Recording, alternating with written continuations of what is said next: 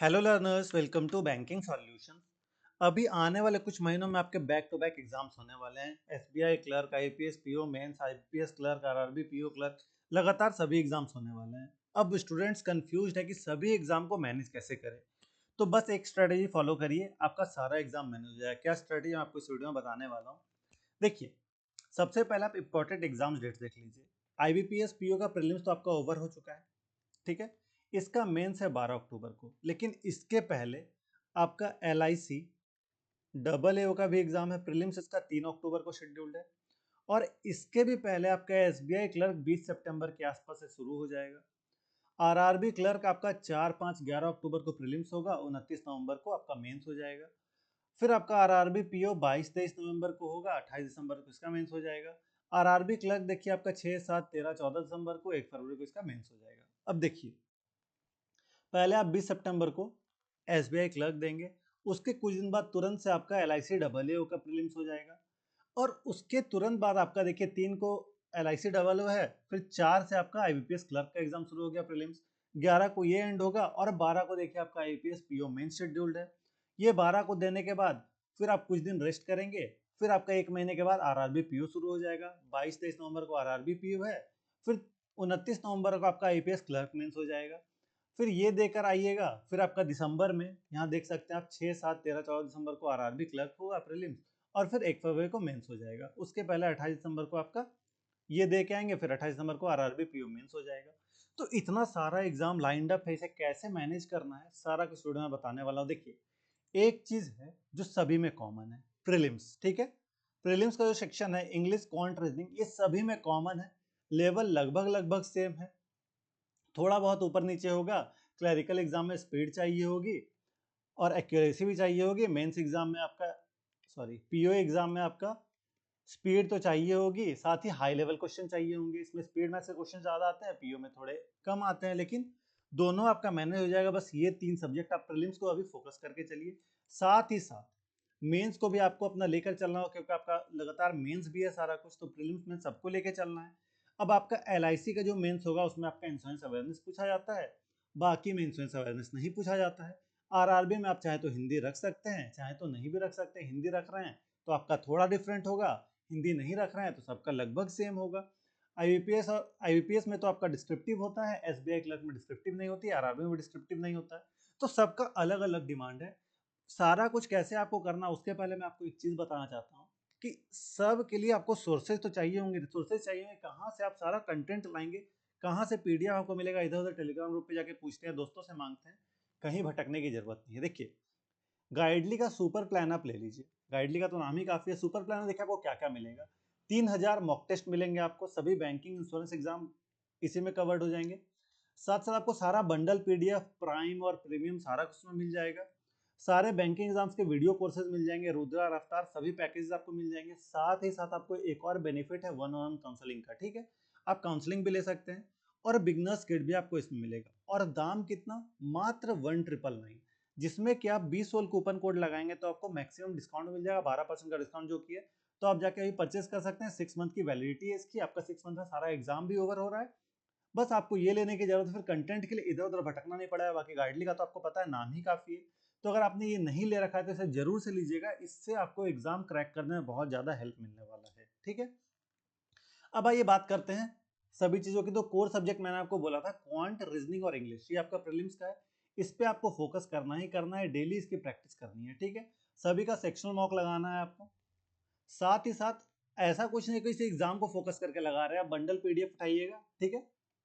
और bundle PDF से आप क्वेश्चन सॉल्व करना शुरू कर लीजिएगा। क्वांट का, रीजनिंग का, इंग्लिश का, सभी का हर एक टॉपिक। जैसे कि क्वांट में आप शुरू कर रहे हैं तो क्वांट में आप डीआईज 3 से 5 सेट लगा ले रहे हैं। अगर आप मिसिंग नंबर सीरीज या रॉन्ग नंबर सीरीज का, तो कम से कम 40 क्वेश्चन इसके लगा ले रहे हैं। और अप्रोक्सीमेशन या फिर सिंप्लीफिकेशन कर रहे हैं तो इसके आप 50 क्वेश्चन लगा ले रहे हैं। अरिथमेटिक के 30 से 40 क्वेश्चन लगा ले रहे हैं। इसी तरह से रीजनिंग अगर आप कर रहे हैं तो रीजनिंग में पजल्स लगा ले रहे हैं आप 5 से 6 सेट, सिटिंग अरेंजमेंट लगा ले रहे हैं 5 से 6 सेट।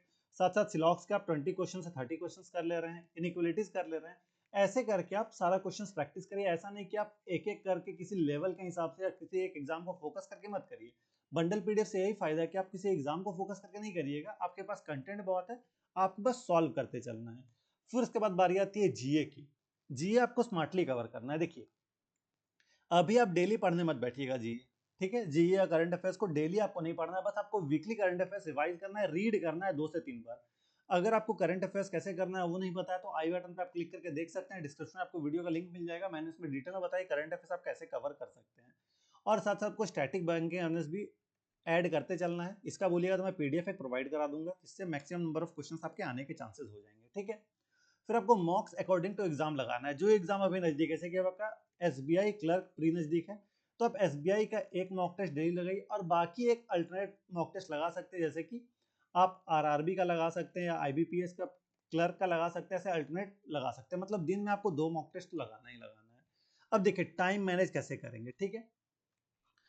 टाइम मैनेज, मॉर्निंग में आप क्वांट का प्रैक्टिस करिए, इसके बाद आप चाहें तो एक मॉक लगा सकते हैं। फिर आफ्टरनून में रीजनिंग प्रैक्टिस करिए, इवनिंग में इंग्लिश और जीए दोनों कर लीजिए। अगर आप सुबह में क्वांट करने में कंफर्टेबल नहीं है तो सुबह आप इंग्लिश कर लीजिएगा। सुबह में इंग्लिश इसलिए नहीं कहता हूँ क्योंकि देखिए सुबह में आप इंग्लिश या जीए करें तो उस टाइम आपको नींद आती रहती है, और उस टाइम अगर आप पढ़ने बैठिएगा तो बोर होकर सो भी सकते हैं। इसलिए मैं सुबह में क्वांट दे रहा हूँ कि क्वांट जैसे ही आप करिएगा आपका नींद खुल जाएगा, ठीक है। तो सुबह में क्वांट, रीजनिंग और फिर इंग्लिश जीए साथ में आप कर सकते हैं, पहले इंग्लिश फिर जीए या फिर जीए पहले इंग्लिश बाद में, ऐसे भी कर सकते हैं। नाइट में आप मॉक टेस्ट लगा के उसके एनालिसिस कर लीजिएगा, ये एनालिसिस कर लीजिएगा, ठीक है। और एनालिसिस अच्छे से करिएगा, जो क्वेश्चन आपसे नहीं बने गलत बने अच्छे से बनाना है। और तुक्काबाजी आपको नहीं करना है बिल्कुल भी, ठीक है। मैं आपको बता दिया तुक्काबाजी क्यों नहीं करना, हर एक वीडियो में मैंने बता रखा है। तो तुक्का नहीं लगाना है आपको और अच्छे से एनालिसिस करना है। 2 मॉक टेस्ट आपको मिनिमम हर रोज लगाने ही लगाने हैं, एक तो आपका जो एग्जाम नजदीक आ रहा है उसका, और अगर आप मेमोरी बेस्ड लगाएंगे तो आपको बहुत ही ज्यादा फायदा होगा, शुरू में आपका कॉन्फिडेंस बूस्ट होगा। तो स्टार्ट करिएगा डे 1 पे, अभी भी आप जब भी मॉक टेस्ट दीजिएगा शुरू में ना, तो आप मेमोरी बेस्ड एक लगाइए, इससे आपको कॉन्फिडेंस बिल्ड होगा, इतना मार्क्स आ रहा है, परसेंटाइल भी आपका अच्छा रहेगा, आपको पता चलेगा एग्जैक्ट क्वेश्चन किस तरह से आते हैं, ठीक है। और मैं आपको एक और बात बता दूं कि जो गाइडली का मैंने आपको बताया ना, गाइडली में अभी जो आईबीपीएस पीओ मेंस हुआ था, सॉरी प्रीलिम्स हुआ था, एपीएस पीओ प्रीलिम्स जो हुआ था, मैक्सिमम क्वेश्चन गाइडली के ही तरह के थे। गाइडली में आपको जैसा क्वेश्चन बताया गया था, जैसा क्वेश्चन दिया गया था, ज्यादा से ज्यादा क्वेश्चन आपको वैसे ही देखने को मिले थे, तो उसे जरूर से लीजिएगा, ठीक है। 20 होल कूपन कोड लगाना मत भूलिएगा, उसमें 20 होल कूपन कोड लगाइएगा, आपको मैक्सिमम डिस्काउंट मिल जाएगा, मैं आपको बार बार बता रहा हूँ, ठीक है। डिस्क्रिप्शन में लिंक भी दे दूंगा, लिंक पे क्लिक करके आप इसे परचेज कर सकते हैं। नेक्स्ट बात करते हैं एग्जाम वाइज ट्रिक। देखिए आरआरबी अगर आपका अभी नजदीक में होगा तो आप आरआरबी में अरिथमेटिक सिंप्लीफिकेशन और डीआई पे फोकस करेंगे। वहीं आईपीएस पीओ मेंस रहेगा तो आपको high level puzzle, sitting arrangement, heavy reasoning के क्वेश्चंस लगाने हैं आपको, साथ साथ आपको करंट अफेयर्स पे फोकस करना है। क्लरिकल का एग्जाम है तो स्पीड एक्यूरेसी पे दोनों पे ध्यान देना है आपको, साथ साथ ज्यादा से ज्यादा आपको स्पीड मैथ्स के क्वेश्चंस यहाँ पे भी लगाने हैं, अरिथमेटिक क्वेश्चंस करने हैं, डीआईज भी करना है। और एलआईसी को फोकस कर रहे हैं मेंस के लिए, मैं बता रहा हूँ जब एलआईसी का मेंस होगा तो इंश्योरेंस अवेयरनेस पे फोकस करना है आपको। साथ ही साथ आपको डिस्क्रिप्टिव की प्रैक्टिस करते चलनी है, क्योंकि आपका आईपीएस पीओ मेंस लाइनअप है तो उसमें डिस्क्रिप्टिव पूछे जाएंगे, तो डिस्क्रिप्टिव करते चलिएगा, ठीक है।